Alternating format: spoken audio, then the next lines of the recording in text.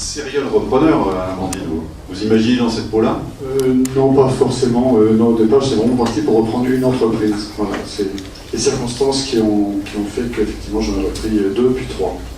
Tout à l'heure, Benoît Darcourt nous disait qu'il avait regardé 70 dossiers, ce qui est déjà considérable. Vous en avez regardé combien de votre côté? En fait, moi, j'avais mandaté la Chambre de commerce de Paris pour me faire du sourcil. Donc au départ, j'ai eu un dossier, 400 entreprises potentielles à regarder. J'ai passé un certain nombre de jours à analyser ces dossiers pour éliminer toutes les sociétés qui n'étaient pas une police, toutes celles qui ne correspondaient pas vraiment à mes critères. De là, il en a sorti une quarantaine. La Chambre de commerce donc, a écrit en son nom pour indiquer qu'elle avait un repreneur potentiel.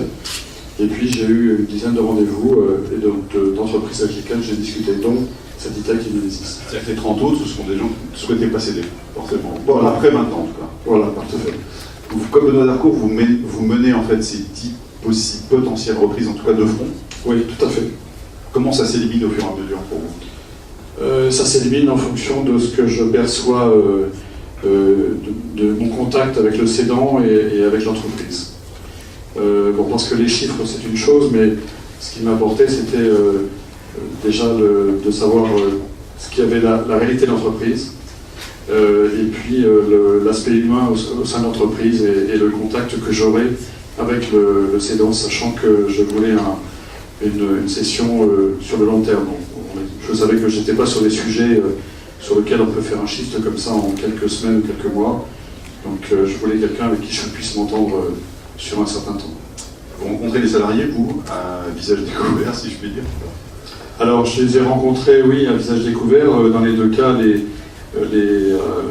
salariés savaient que j'étais un potentiel repreneur. D'accord. Combien de temps avant, en fait, mon opération a duré très longtemps, puisque j'ai signé la LOI pour Mimesis le 11 février 2015, et j'ai signé le rachat des 2 entreprises le 10 mars 2016. À 13 mois. Oui, patience. Oui, tout à fait. Donc il a fallu être très convaincant auprès des cédants pour arriver à les maintenir, si je puis dire, à un niveau de motivation qui fasse que la corde ne casse pas. Ce qui a pris du temps pour vous, c'était justement à partir du moment où il y a eu cette deuxième entreprise qui est rentrée dans le jeu, il a fallu constituer le dossier, ce qui est devenu beaucoup plus complexe. Qu'est-ce qui explique ces 13 mois finalement? En fait, le dossier, la société Mimesis ne gagnait pas beaucoup d'argent, comme si elle était police. Elle avait des problèmes de trésorerie.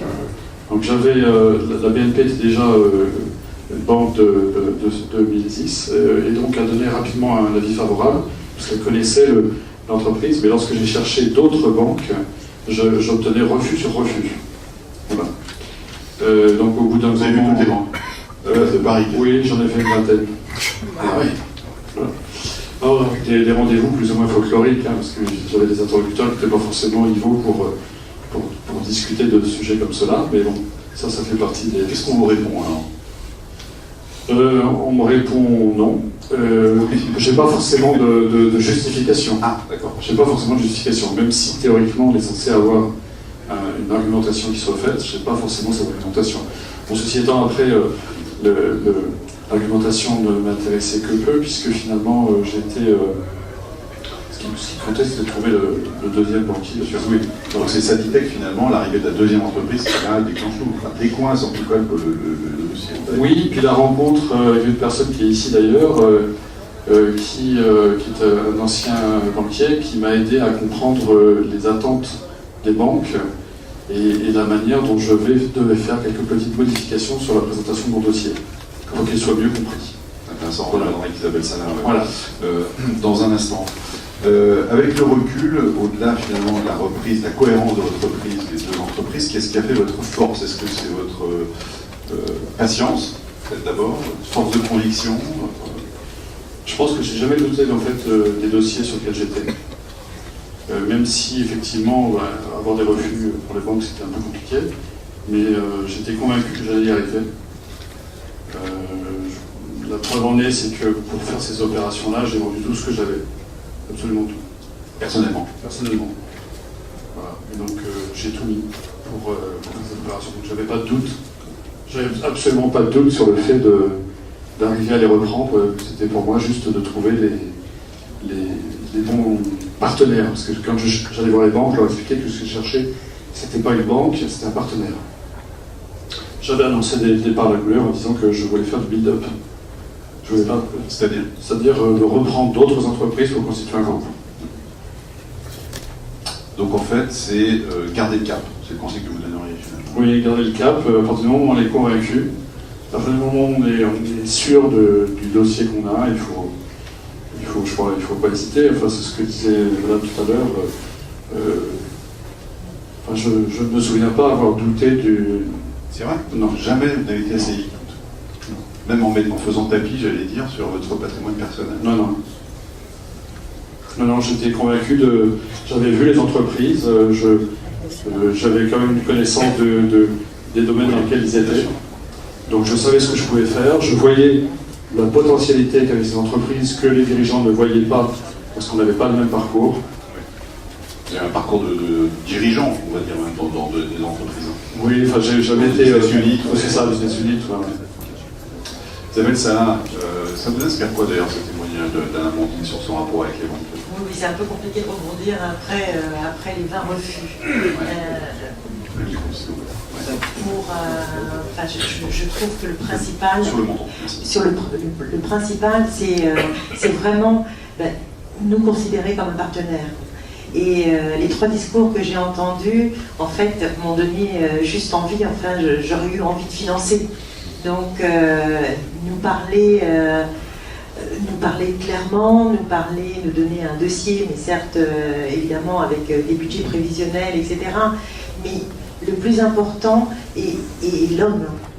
Donc, on a besoin d'être rassuré sur ça. Visiblement, il était...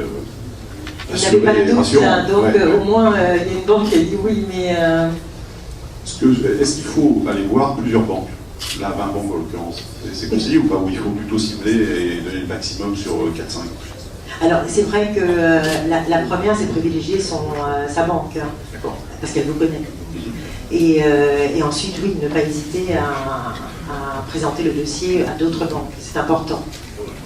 Parce qu'elles peuvent vous donner des avis, des conseils, donc non, c'est important. On disait que finalement, au départ, ils ne savaient pas forcément ce que vous attendiez.